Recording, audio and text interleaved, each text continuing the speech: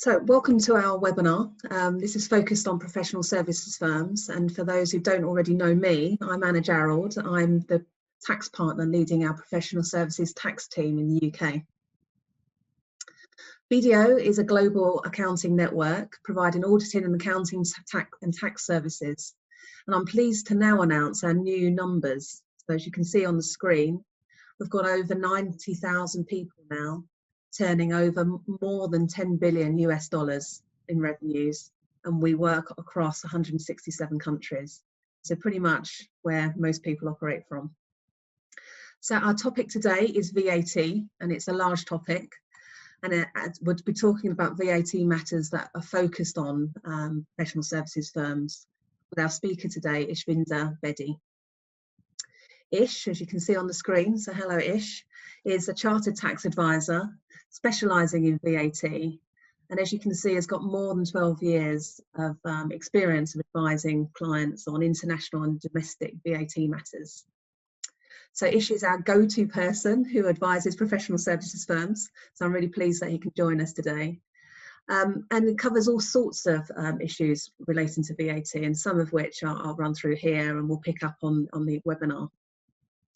So, for example, we'll focus on improving VAT controls and processes, ever more important in today's world. Advises on VAT determination and VAT recovery. Property and land related services, going to be a big topic, I suspect, going forward, as it has been in the past. But also understanding the application of disbursement rules, which is really important for professional services firms, as well as ensuring compliance with making tax digital and making it work with systems and things within businesses. That list can go on, so I'll leave it there. But if it's a VAT matter, then Ish will be able to support you. So on the agenda today, before I hand over to Ish, let me just run through what we're going to talk about. So unfortunately, Brexit is still there, and COVID has made it become perhaps at the back of our minds, but I think it's coming to the forefront now. And we're getting all sorts of questions that relate to Brexit, and there's a lot of unanswered questions, of course, as well. But we mustn't forget making tax digital and making that work and making sure that we're not going to have any issues going forward with that. And of course, we're still grappling with the implications, both financial and health, of COVID-19. We'll be covering the VAT matters around that. We'll also be talking about the key points when dealing with compensation payments and reverse charges. As I said, disbursements are still a hot topic for professional services firms. And also there's some interesting discussions going on around VAT grouping that we'll share with you. Interestingly, there's still a lot of deals going on as well, both within professional services firms and also the ones that they advise on. So we'll cover VAT on deal fees as well. And as I mentioned, for those that joined just earlier on, that we'll be dealing with any questions at the end. But please do ask any questions that you have through the Q&A function as we go through. We'll be picking that up at the end, or if we can't, then we'll be following up after this webinar. We will finish within the hour. So Ish, over to you. Great. Thank you very much, Anna, and good morning, everyone. So to start our presentation, wanted to pick up on the movement of goods. So we know, obviously, majority of people on the webinar today is going to be services based, but we have seen an increasing number of queries really coming from ad hoc movements and issues really resulting from some movements of goods that aren't necessarily key to the business, but is still creating issues for our clients. So we wanted to cover off some points around imports and exports. Now, fundamentally, as a result of Brexit, there's going to be a customs border between the UK and the EU. Now, that means any sort of movements of goods between the EU and UK will now result in customs declarations needing to be filed because they're going to be seen as imports and exports. So that means you're going to need an EURI number to be able to import into the UK. Now, if you haven't got an EURI number and you know you're going to have some goods coming in, so for example, I've seen with tables and things like that and marketing material coming in from the EU, then you will need to request an EURI number. Typically that takes up to 5 days. If you haven't got one already, worth making an application in now. There will also be a change in the way in which the UK deals with import VAT. So currently, you would pay import VAT at the point of import or through your duty deferment account, and then you would recover that VAT when you receive a C79 certificate through the post, creating a bit of a cash flow implication. Going forward, what you can do is process that import VAT accounting through your return. So you'll be able to input the import VAT as an output as well as an input on your VAT return at the same time. So that effectively nets off to nil, and effectively creates a cash flow benefit to the majority of traders. Also need to be thinking about certain situations and simplifications that we may be using as being as part of the EU already. So things like triangulation, we're not really going to have access to that anymore. It seems unlikely that it will still be available even with a free trade deal, but there still will be scope to use triangulation from Northern Ireland. It's given the Northern Ireland Protocol, and I should note this is still an area that is moving, and we're getting regular updates from HMRC in terms of how that's going to work. But the position right now is that sales between Northern Ireland and UK will largely remain unchanged. If you're a supplier supplying goods to Northern Ireland, you'd still be expected to account for UK VAT, but there may be some sort of declaration required for the movement. I appreciate there'll probably be a few groans from this as well, but Intrastat declarations for the movement of goods coming in from the EU will still be required even after the end of the transitional period. Obviously, subject to you exceeding the thresholds. So that's something that's still going to be around. A couple of other points that we wanted to make, obviously, use of boats and planes, particularly if those are going to be moving between the UK and the EU, is worth obviously thinking about any sort of arrangements you have in regards to those and how those could be impacted post 1 Jan 2021. And obviously, customs duty is going to be the biggest change in terms of tax as a result of Brexit. You need to be considering if there's going to be duty implications as a result of movements into the UK, even going out to the EU. Who is meant to be making declarations? Are there going to be impacts on sort of certain supply chains? And I think as a first port of call, really considering what your Incoterms are and how you've agreed to distribute goods or even acquire goods. Who should be seen as the importer? Who should be seen as the exporter? Things like that can eventually result in a number of questions and a number of issues for clients who kind of don't necessarily realize that the Incoterms can be key in terms of working out where a supply is deemed to be made, or whether someone could be seen to be acquiring something in a country and therefore trigger a local VAT registration. So really something that needs to be looked at. Moving on to exports. So if you're moving goods from the UK to the EU, and you're seen as acting as the importer into the EU, you're going to need an EU EURI number. So right now, the UK is part of the EU, so a UK EURI number is an EU or EURI number, but post 1 Jan, you will need a specific EU EURI number. Also worth noting that the UK EURI number is still going to be needed for export declarations from the UK, and there will also be a specifically designated XI EURI number for movements in and out of Northern Ireland. So if you haven't signed up for that, because in case you need it, then you can apply for that. There's also a support service that you can sign up to, where HMRC can provide you with more information as and when it comes out. You also need to be thinking about local import VAT and how that has to be managed. Obviously, it depends on each individual country. And thinking about local establishments. So technically under EU law, if you are acting as an importer or exporter from the EU, you need to have a local establishment or have a local rep. So understanding how that may be interpreted and how that may be applied per country on a per country basis is going to be really important. We've already flagged obviously things around triangulation. It's worth noting that EC sales list won't be relevant anymore, except for transactions involving Northern Ireland to the EU. And again, thinking about matters such as customs, duty declarations, Incoterms, that seems to be key, because actually a number of times when they're dealing with goods, the Incoterms that may be agreed aren't necessarily or don't necessarily reconcile with what is in the system or what the understanding is of the current Incoterms. And the last thing you'd want to do is inadvertently create a VAT registration overseas because you're seen to be acting as an importer and then selling some goods overseas. Yeah, Anish, I mean, you're talking about goods here, but what's the relevance for professional service firms? Where do you see this coming up? Yeah, so again, fair point. It's one of these things where I appreciate it's not necessarily a burning platform for professional services firms, given that they are services based. But we have found increasingly over the last few months a number of questions where clients have been involved in moving goods and haven't necessarily realized it because it's not necessarily on the agenda or on the key focus.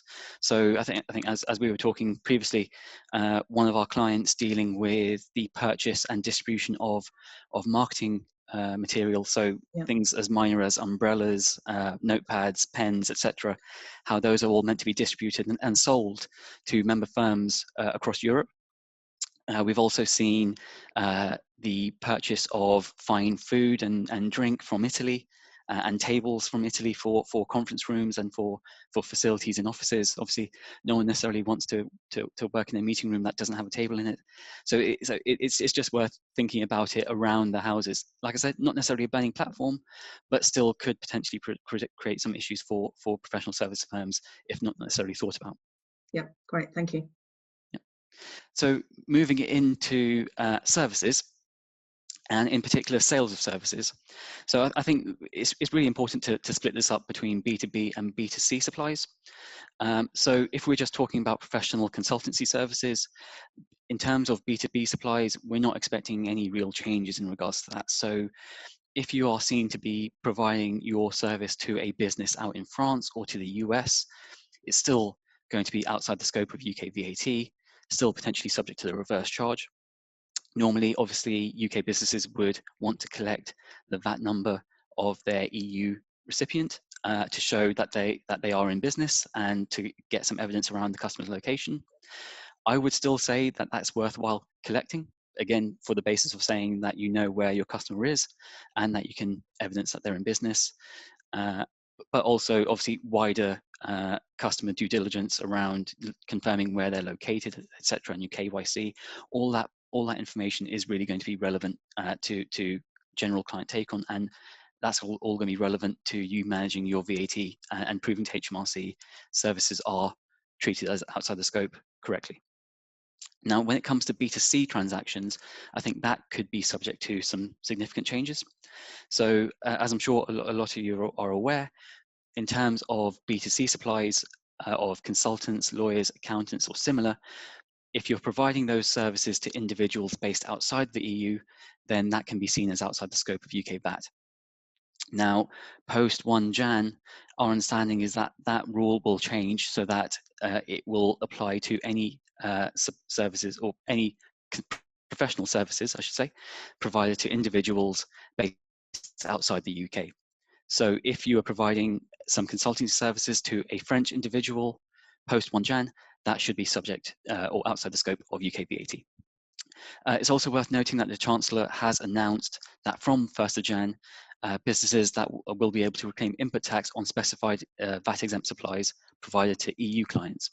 So this is a specific rule that we have where certain financial services provided to non-EU counterparties will be exempt from VAT, but allows for VAT recovery.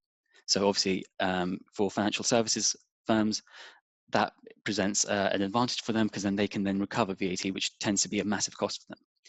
From 1st of Jan 2021, that means that that rule will also apply to certain financial services provided to EU-based counterparties as well.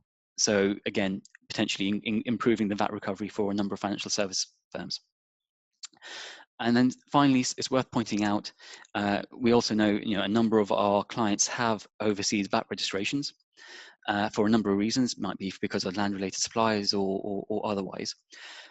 It's worth looking at whether a local fiscal representation agreement is needed with a fiscal rep in that country, because we'll be moving to become a non-EU entity or a non-EU country. A number of countries will require a local fiscal rep, and that can also require the payment of guarantees, which can obviously present a cash flow issue for a number of businesses, and depending on the country, can result in a significant payment. Sometimes that can be dealt with via insurance, but it depends on each country effectively. So it's also worth looking at that. And then finally, picking up on intermediary services relating to export of goods. Post 1 Jan, an export of goods relates to any movement of goods outside the UK. So a movement out from the UK to anywhere else. That will still be seen as an export. So those intermediary services relating to the exports should effectively be more widely interpreted to cover movements of goods to the EU as well. And then picking up on the MOS scheme. So I know, again, a number of professional services firms are using the MOS scheme to deal with cloud-based services, e-learning, things of that nature. So that scheme will no longer be applicable post 1 Jan, because we'll no longer be part of the EU. So the key point to consider from there is from 1 Jan, the MOS scheme will still apply, but you will need to go to another EU member state to apply to use their MOS scheme, and you will need to apply for the non-union scheme. I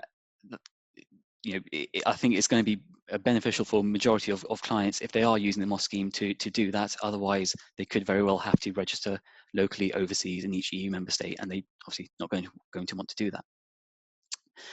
We've got land-related services as well. So again, I know this is a hot topic for a number of clients. What we wanted to just draw upon was the fact that the UK's guidance on land-related services and what could be seen as land-related and or not is largely based on the EU explanatory notes. And in fact, if you go to HMRC guidance, they have a link to the EU's position on this. So it's really worth just monitoring whether there could be new guidance that will be announced from HMRC, whether that will diverge from the EU's interpretation, or whether the HMRC will say, actually, the EU explanatory notes are still persuasive around this. And effectively, whether there could be overseas VAT registration that could be triggered because of a divergence in rules, double taxation, etc. It is one to look out for.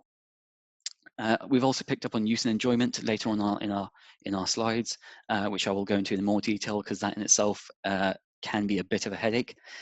So we will go in and cover that off separately. And then just to clarify, with Northern Ireland, it has been confirmed that it will remain aligned with the rest of the UK when it comes to VAT processes for services. So in terms of the XI, EURI number, movements, etc., that seems to be more focused on the movement of goods rather than services. Got it. Okay. And so just there's a lot there. And so Yeah. if you were to unpick this and say, look, these are the key points that a professional service firm should actually be sort of working through, are you able to summarize it, or is there just too much there? Yeah, I mean, I've tried to summarize it as best as I can. It's one of these things where it very much depends on the firm and what they provide and who they provide it to. So to take an example, if a firm provides professional consultancy services to individuals, the B2C rules will be key to that. And then understanding how your systems are set up, your ERP system, your billing system, are your tax codes set up, so that from 1 Jan, you'll be able to manage VAT determination correctly. That's going to be relevant to them. Other entities that provide more land-related services, I'm thinking architects, legal firms, they'll be more interested in things like land-related services and how that might change. Obviously, it's one to be focusing on rather than saying there will be a massive change going forward, but it's still something that they need to be monitoring. And then others that will be providing electronically supplied services, use and enjoyment, how that could potentially be impact on their business. It really kind of depends on the nature of that business. So I would say understand what are your main supplies, and from that, what do you think the main implications could be as a result of these changes? Yeah. Great, thank you. So then moving on to purchases. So picking up on B2B purchases, we're still expecting the reverse charge to apply. That's not going to change. So I would suggest that you still request evidence confirming the location of your suppliers, just again, in case of inspection query, to be able to show that the supply was basically subject to reverse charge. And also because you know, an important point around VAT is now knowing who your customers are, knowing who your suppliers are, and having that real due diligence in your supply chain and you know who you're dealing with. So having that evidence and maintaining that and checking up on it every so often should still be really important.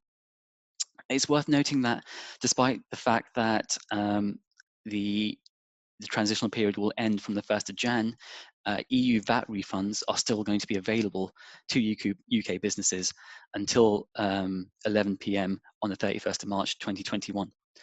Now, 13th directive reclaims could then be possible, but it's worth noting that those are also very difficult. You typically have to submit a paper form with the original invoices. You need to give a certificate from HMRC showing that you're a taxable business. And they also can still be rejected if the local tax authority doesn't think there's a reciprocal agreement for tax refunds. So it becomes a lot more difficult, still possible, but a lot more difficult.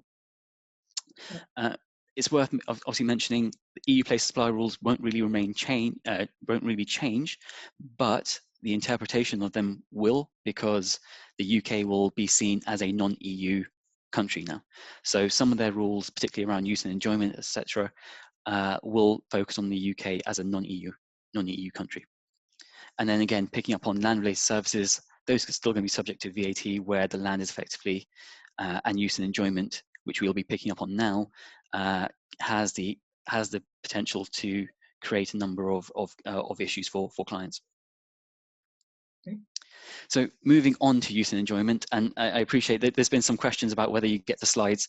I'm not going to go into, and I appreciate there's a lot of detail here, so I'm not going to go through all of it in detail here. But the key to understanding use and enjoyment is that each EU member state can effectively apply use and enjoyment on specific supplies where they think a supply is effectively deemed to take place outside their territory, but is basically being used and enjoyed in their territory, such that they think that it should be subject to tax there. So to take an example in the UK, electronically supplied services, where you've got a place of supply that's deemed to be the UK, but that service is basically being seen to be used outside the EU, so in this case, maybe the US, then the supply is treated to be made in that territory, the US, to the extent that it is used and enjoyed there. Alternatively, if the place of supply is deemed to be outside the EU, so again the US, but is effectively used and enjoyed in the UK, then the place of supply will be the UK to the extent that it's used and enjoyed here. So that's a real difficulty that a number of businesses involved in tech have faced, but obviously we've seen professional services firms started to grow in that space. Now, the use and enjoyment provisions in the UK will change from UK to non-EU to UK to non-UK. So previously, or I should say currently, if you're providing a certain supply that's subject to use and enjoyment to a French customer, business customer, then use and enjoyment wouldn't apply. But post-Brexit, it could. Likewise, it's also worth considering the fact that the EU member states' use and enjoyment provisions won't change. So they will have use and enjoyment provisions on certain types of supplies that could potentially apply. And now that the UK will not be seen as an EU entity, their use and enjoyment provisions could potentially kick in. So could that basically mean that you could incur a service now from overseas and it could be subject to local VAT? Could it potentially mean that you may need to register for VAT on the basis that their use and enjoyment provisions could also kick in? So it's one of these points where it's worth considering. There are going to be some changes that could potentially impact on businesses, but obviously particularly with electronically supplied services, which I know for professional services firms is an area of growth. So it's one to look out for. Yeah, and Ish, is that where you tend to see this mostly appearing in professional services firms and it's becoming more prevalent because of the use of the tech, or is there other areas that people need to be aware of as well? Yeah, I think primarily the use of tech, electronically supplied services. So we've got some examples here of telecoms, insurance, repairs, letting on hire, etc. Those aren't really, beyond electronically supplied services, those aren't really too relevant. It's worth noting, obviously, the UK could very well make changes going forward to cover additional services under youth enjoyment. Likewise, other EU member states can do the same. So at this stage, I think the electronically supplied services ones will probably be key for a number of businesses. Like I said, I've seen some providing e-learning and through their platforms, cloud services, even licenses to software, whether it might be analytics or document management, etc. So it's really something to look out for, because again, it's not necessarily considered because a lot of our clients will focus on the fact that they are professional services firms, they're consultants, legal firms, etc. Don't necessarily appreciate that they could be seen in some instances as providing software. Yeah, and this is likely to affect businesses like BDO, for example. I suspect that will be on our agenda to deal with. Yeah, exactly. It's wide ranging, and as everyone moves more towards tech, particularly given COVID-19, it's something that needs to be considered. Yep. So wanted to also cover off some high-level queries that came through. So thank you for some queries in advance of the actual webinar. I thought we'd cover them off because we thought they're actually really useful. So to pick up on some of the questions that came through, B2C supplies to EU consumers, where a project takes place both pre and post-Brexit, what is the correct VAT rate to apply on the invoice? Is it 20 or 0%? Invoices and credit notes, pre and post-Brexit, and also VAT rates if an invoice is issued pre-Brexit, and if you basically provide it pre-Brexit, but you're providing your service kind of throughout. So with all those, I think it's key to really refer back to the tax point rules or time supply rules, because those effectively determine when a supply is deemed to take place for VAT purposes. And with that in mind, therefore, whether something could be subject to 20% VAT or outside the scope of VAT on the basis that it could be, for example, a B2C supply of professional services to a French customer, for example, or a French consumer. So the basic tax point rule will be the date that the supply took place. Now from the UK, typically that's looked at when the service ends, but there are tax point rules that could override that. So for example, if payment is received prior to that date, or if an invoice is issued prior to that date, that would override the tax point rule. And it would be one of those dates that triggers the tax point. Alternatively, if you raise an invoice within 14 days of the data supply, then that would be the tax point. You'd also need to be looking at whether you provide continuous supplies of services. So effectively, you would say, ad hoc advisory over a regular period of time, and you are just billing intermittently, so maybe once a month for your services. Those in those situations, a tax point is triggered whenever a payment is received or an invoice is issued, whichever is sooner. So really thinking about those, that's what's really going to drive the application of VAT here. So to take the first example, a project that takes place both pre and post-Brexit, what is the correct VAT rate to apply on the invoice? It depends on effectively the tax point that could be applicable.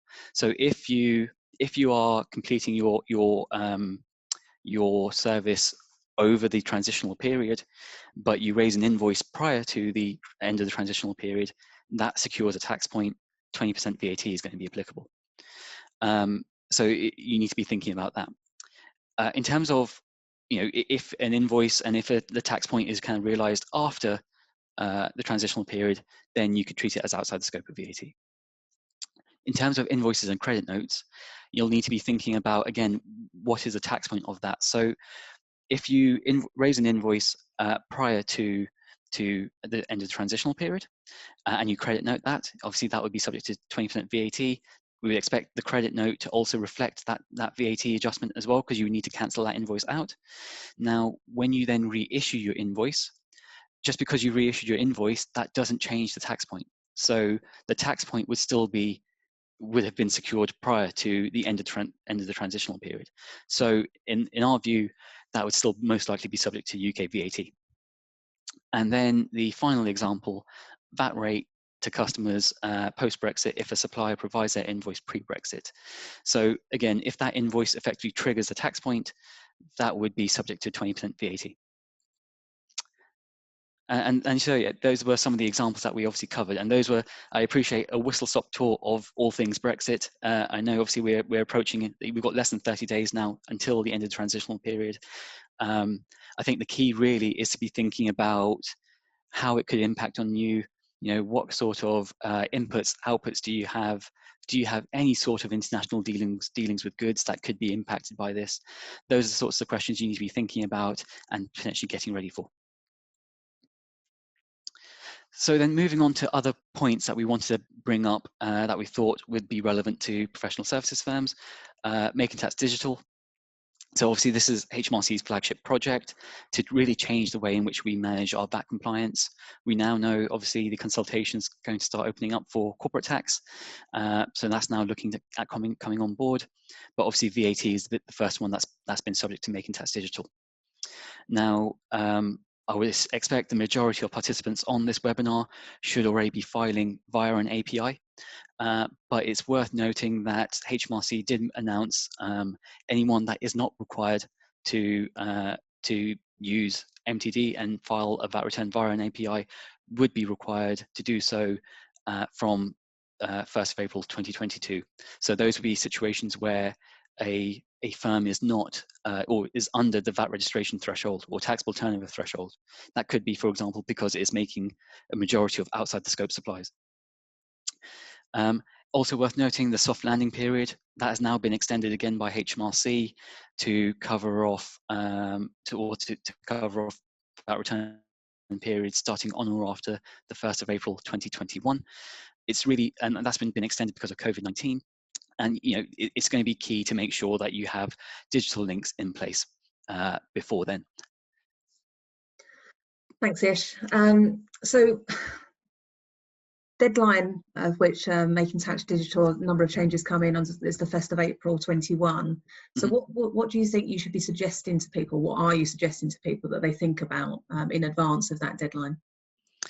Yeah, that's a really good question, Anna. So I think the key thing to be thinking about is how do you really prepare your VAT return? And just understanding, could there be situations where you may not be compliant with MTD? So key things to be thinking about will be adjustments to your VAT return data. How are you making those adjustments? Are those done manually? Will that be relevant or will that be compliant with MTD? How are you transferring data into the things that you're preparing your VAT return? Will that be compliant with MTD? Or will have you digitally linked all your data? The idea of digital links, which we'll come on to in a second, is, or sounds at the face of it, a relatively straightforward concept. But then there is a layer of complexity there when you start thinking about the fact that you can have a number of different systems. So you can have a billing system, you can have your ERP system where you put all your purchases on, you can have an expenses system, you can have a VAT group where each entity is using different systems or ERP systems, and therefore you need to think about a way of consolidating all that data and digitally linking all that data. It starts to kind of snowball from there. So those are the kind of things that you really need to be thinking about. And I think the first point of call really is to kind of map your VAT return process and see where you're feeding in your data and how that all feeds in. And from there, you can then work out, actually, is that MTD compliant? Do I need some support in this area? And how can I make it compliant? Yeah, and I know we've had a number of different questions about how you can link this to the systems, as you said. So the sort of system connection is so important, like in lots of taxes. Okay, thanks. Yep. Yep. So picking up on some of the requirements, so functional compatible software. So all VAT registered businesses really need to record and preserve their records or certain records digitally, and it needs to be held within functional compatible software. Now, that doesn't have to be just one piece of software. That can be a range or a set of programs or piece of software, as long as, one, they can record and preserve the digital records, two, they can provide HMRC with the information that they need, i.e. the VAT return, and so you can submit something via an API. And three, that it can actually receive information from HMRC via that API. So spreadsheets are allowed to be part of that functional compatible software, but the key is that the whole journey is effectively digitally linked for it to be compliant. So that's still allowed.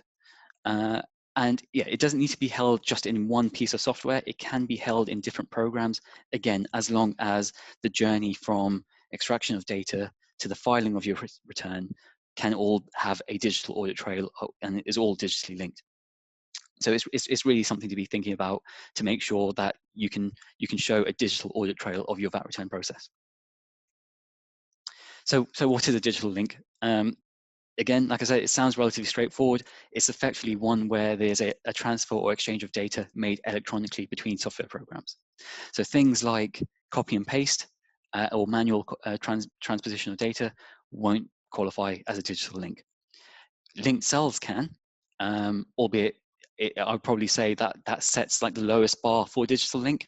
So whilst we can rely on that for now, chances are going forward, it's going to be something that may well be a point that will be removed going forward. So it's worth thinking about obviously getting yourself compliant now, but then also with one eye to the future as to what could potentially be what you need going forward.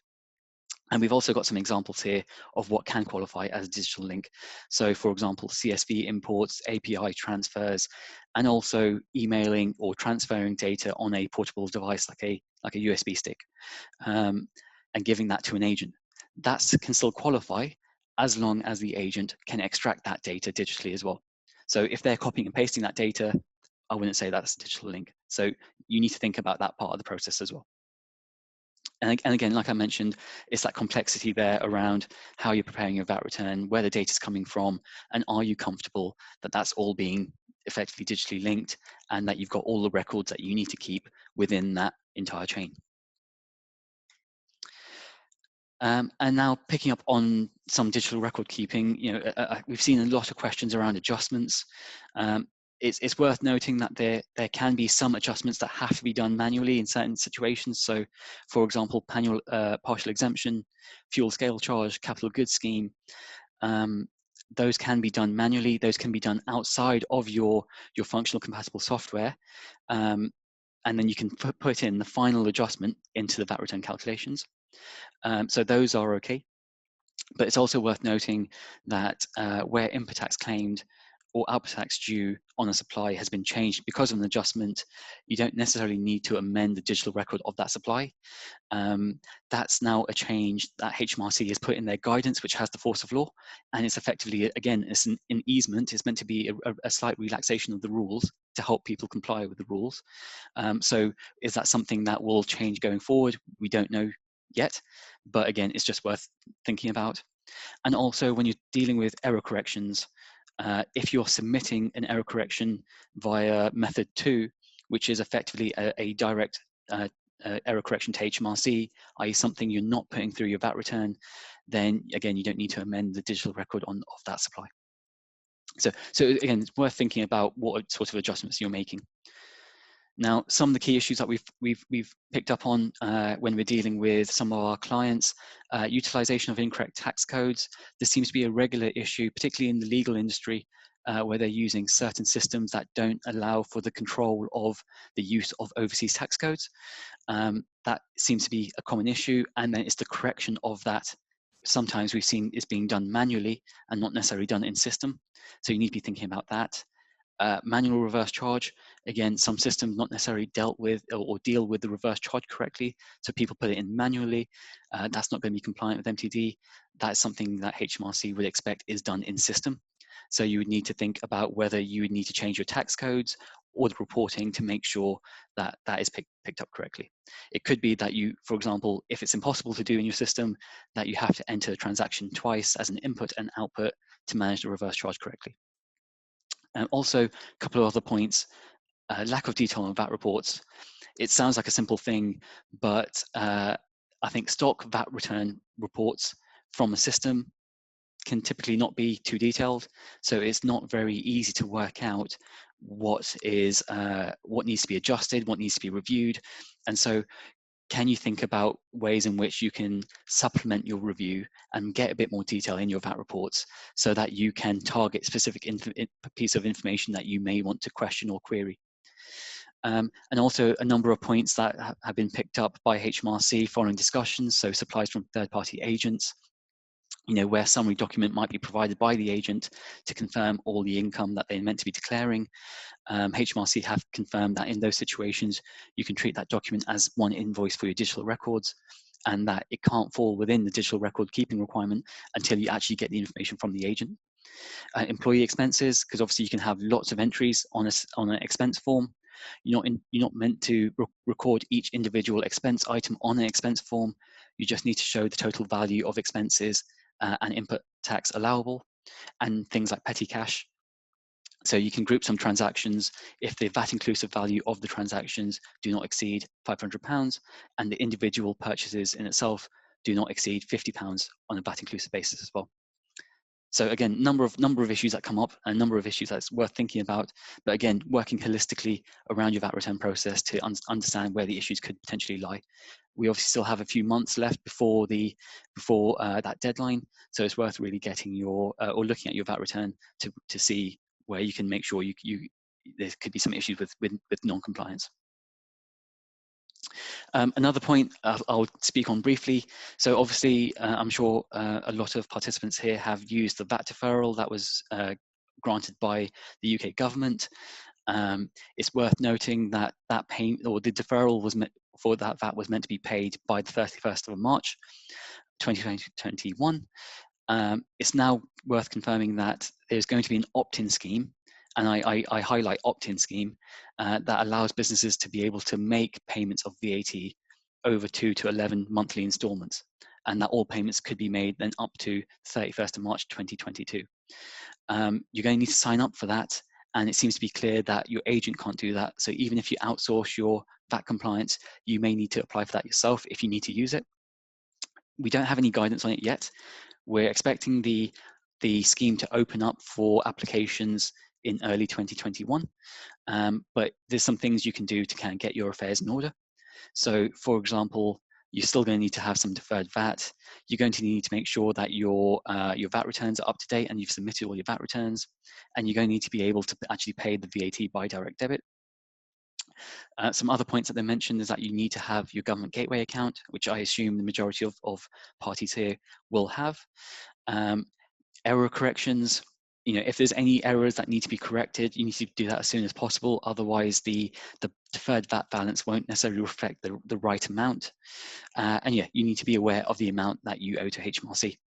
So a couple of things you can do to kind of get your affairs in order in advance of 2021, in case you do want to use that scheme. Now moving on to compensation payments. So this is a bit of a surprising change from HMRC, just in terms of the scope of its application. So they recently announced a change to the treatment of certain early termination fees and similar compensation payments. So on the 2nd of September 2020, HMRC issued a brief really confirming that a lot of these payments could be treated as subject to VAT. And also that the change could have retrospective effect. Now, these changes could be wide-ranging, whether it could be, for example, dealing with a property transaction where you might have some sort of payment that could be outside the scope, or where you're agreeing a compensation payment. It could be, for example, early termination of an agreement where you've agreed in your contract a certain value of a payment to be made if there's a breach of contract. HMRC's arguments could suggest that that's now subject to VAT. So there's been some discussions with industry on this point. Now, HMRC have informally confirmed that whilst they're reviewing the position, they won't take retrospective action, but that can't be ruled out completely. And it's one really that I wanted to draw on just to say it's worth looking at, it's worth thinking about any situations where you could be required to make a payment that you think could be outside the scope, or where you could be receiving a payment that could be outside the scope, and really bottoming it out, what the VAT liability could be, or if there's a risk that VAT could be due, so that you can seek the necessary protections depending on which side you're on. Yeah, it sounds like it's really relevant for COVID as well, given the number of compensation payments or terminations that might be going on. So what do you suggest people should be doing in terms of being on this? Yeah, so I think it's worth looking at the ways in which you could potentially either receive cost. I'm trying not to just say early termination fees or similar compensation payments, but fees or income where it could be outside the scope of VAT, and it could be, for example, because it's seen as compensation.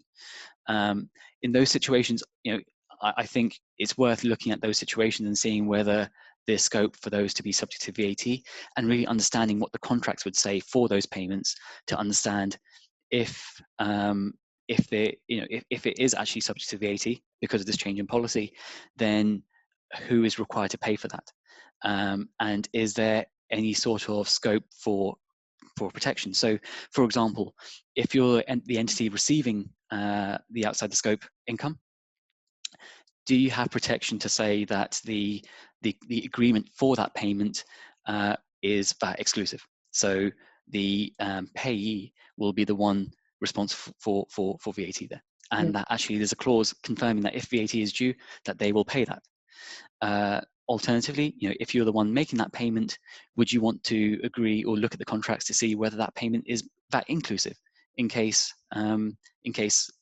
this change could have retrospective effect, but also thinking about it on a go forward position in any situations where you think you might receive outside the scope income, and thinking about whether this brief could be applicable to that. Yeah, and actually that's really important, because it's staying really close to the business. So you don't want the business doing these things without the VAT team knowing, or the people that are dealing with the VAT knowing that they need to be advising and getting in there when these payments or agreements are being drawn up. Yeah, exactly, and it's a visibility issue, isn't it? So it's like having those discussions with the sales team or with fee earners or whoever may be responsible for dealing with that, because it can come from all areas of the business. Procurement, for example, would be a key one as well. Got it. Thanks.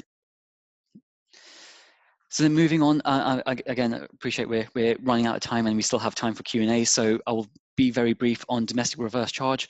So there is a domestic reverse charge coming in for construction and building services from 1st of March 2021. Worth thinking about, because I would expect most professional service firms will actually be the end user in certain situations if they're incurring these costs. Now, I think building contractors will effectively default to trying to apply the reverse charge unless they know that their customer is an end user, which the majority of professional services firms would be. And in those situations, as an end user, you would need to certify that to the supplier. So you may well find that some of your contractors will ask you for confirmation that you are effectively an end user. So if you get that that confirmation, or if you get that request, nothing to be surprised about. It's just them confirming that they should be charging you VAT rather than applying the domestic reverse charge. And now disbursements. So it's not as if there's been a development on this point, but it's still a key area, and I think a key area of risk for a lot of professional services firms, notably the legal industry. And so I just wanted to reconfirm what HMRC consider are the conditions to be able to treat a transaction as a disbursement, because obviously there can be quite a lot of confusion in this space. And so again, given that you'll be given a copy of the slides, I just wanted this for your records. But what I would say is that you do need to make sure that you can meet these conditions if you do want to treat something as a disbursement. Because as we know, HMRC have approached a number of firms because of Brabner's. There's still a lot of uncertainty because of cases like that. The Law Society has issued some guidance on this, but it's not really binding on the tax authority.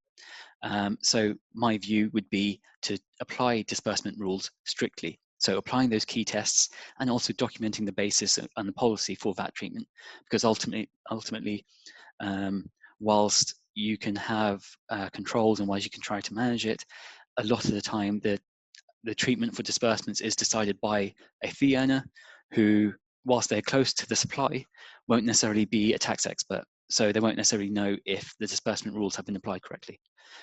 So having the right controls and showing to HMRC that you're taking reasonable care will be key. Now, VAT grouping. So there's not action to take yet from here, but I did just want to draw people's attention to the fact that HMRC recently provided a call for evidence around their VAT grouping provisions, particularly around establishment, eligibility, and the registration of VAT groups. So whilst nothing's been confirmed yet, they are looking at whether compulsory VAT grouping might be a good idea. And we know in some territories that that is already something being used. So, for example, in Germany, and also reviewing, their current position on the treatment of establishments. So whether it should be the whole entity or just a local fixed establishment. Now, the other point I wanted to make was that in their call for evidence, they did have specific questions around the eligibility for partnerships to join VAT groups. So if there could be any changes around, for example, limited partnerships, general partnerships, that needs to be thought about in more detail. Obviously, HMRC are considering it yet, so there's nothing to do yet, but it's one to monitor. And then finally, deal fees. And I appreciate you probably feel like this comes up every year for maybe 5-6 years. It's a hot topic since I've ever started, and that was 12 years ago. It's one of these things that's constantly shifting. There's always more case law, both at a European level and a UK level, that really focuses on whether you can recover the VAT. And you can really break it down to 2 key questions. So if you're incurring costs on the transaction, could you say that you're the recipient of that supply, and that's by objective evidence? So who's the contract with? Are they owed a duty of care? Who's the invoice made out to? Who is the deliverable made out to? Is that entity engaging in economic activity that allows it to recover VAT? So the typical thing would be for management services to be provided by BIDCO to its subsidiaries, where it can then show that the cost that it's going to be incurring can be attributed to a supply. And that's what's really important there, is also the intention to be able to show that you intend to make those services before you incurring those costs. And on top of that, it's not just a point of talking about management fees, but you also need to be looking at the consideration, how you're going to be billing, how regularly you're going to be billing. If it's going to be on contingent basis, is that going to be sufficient? Probably not. What's the substance of BIDCO? Are you going to be charging all your subsidiaries? There's lots of little things to be thinking about there. So I would say if you've got a transaction, whether it's a restructuring, refinancing, you really need to be thinking about deal fees, because that recovery is not guaranteed. Brilliant. Ish, I know there's plenty more to cover, but there are some questions which I think will be really helpful to go through some of them, and they sort of touch on some of the things that you've picked up already. So we may not get through them all, but that's fine. We'll go back to people at the end. And if there's anything else that people want to ask us, then please send them through and we can pick them up with you. So a number around Brexit, unsurprisingly. So if we take a company at the date of the 31st of December, so if you've got EU VAT that you're incurring at that day, after that date, how can a company recover that VAT? Will the reverse charge mechanism still continue within EU countries and the UK? Sorry, did you say if you're incurring VAT Yeah, from overseas? So it's a recovery point that the question covers. Yeah.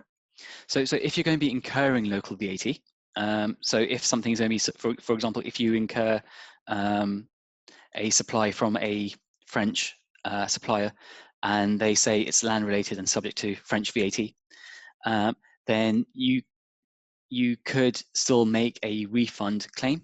Now, the point I would say is, you could submit a 13th directive refund. That could, like I mentioned before, that could be problematic because there's a number of conditions that you need to meet as a result of using the 13th directive refund mechanism.